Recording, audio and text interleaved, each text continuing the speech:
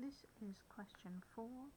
We're doing the 2022 AQA Mathematical Studies paper 2A, and in this question we're constructing a 90% confidence interval based on some data here. Okay, the first thing we're going to do is get the Z value for our confidence interval, and to help us do that I'm going to do a little sketch of a normal distribution with 90% in the middle, 100% minus 90% is 10%, but that's split between these two tails, so each of these have an area of 5%. Okay. To get the Z value, you can either use the tables that come with the thing, or you can use the normal CD option on your calculator.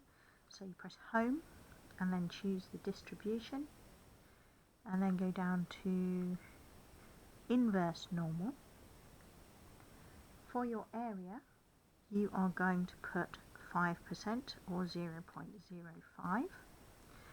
We're using the standard normal distribution, so the mean is 0 and the standard deviation is 1 because we're getting a Z value. And then we press execute, ignore the minus sign, this is your Z value, 1.64485 and all the rest of it. We're going to round that to 2 decimal places. That is 1.64. Okay, now our formula for a confidence interval is the mean, the sample mean, plus or minus the standard deviation divided by the square root of n, and that is multiplied by z, which is dependent on your confidence interval. So there's our formula here. Let's start by getting our sample mean. Are we told what the sample mean is? We are. That's x bar. Let's write that down.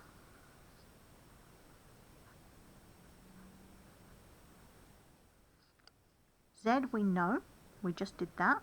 We're going to use 1.64 because they've kind of given us a strong steer that 2 decimal places will be fine. Normally I would use 5 decimal places, but they've pointed us at this one, so we'll use that. Rho is the standard deviation. What have we got about standard deviation? Nothing, but we do have the variance is 340. And the standard deviation is the square root of the variance, so I'm going to put square root of 340. I'm not even going to work that out, I'm just going to leave it in the square root. And how many staff? N is the number of staff, that is 20. Okay, I've got all my important information, I'm going to substitute that into my formula. So 103. I'm going to start by doing the lower limit, so I'll start with minus z 1.64,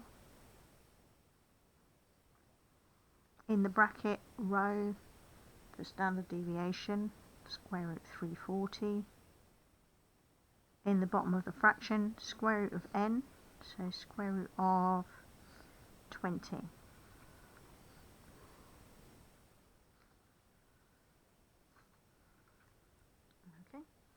So I'm going to go back into the calculate mode, and I've got 103 minus 1.64 times square root 340 over square root 20.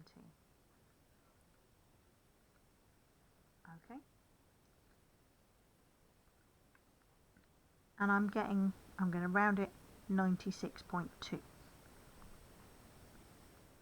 The lower limit, and then I'm going to do the same thing but with a plus,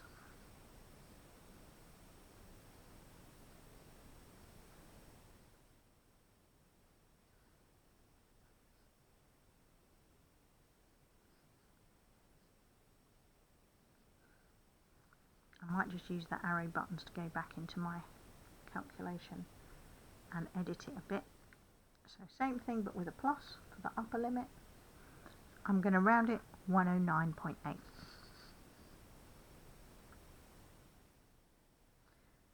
So those are my two values for my confidence intervals. So 96.2, 109.8. You can use a square bracket for this, but I like to write the mu and the inequality. Remember, the arrows point to the small number. Going to finish up by comparing this to a claim. So the manager is claiming that the mean IQ of staff in the office is 120. This is not in the confidence interval.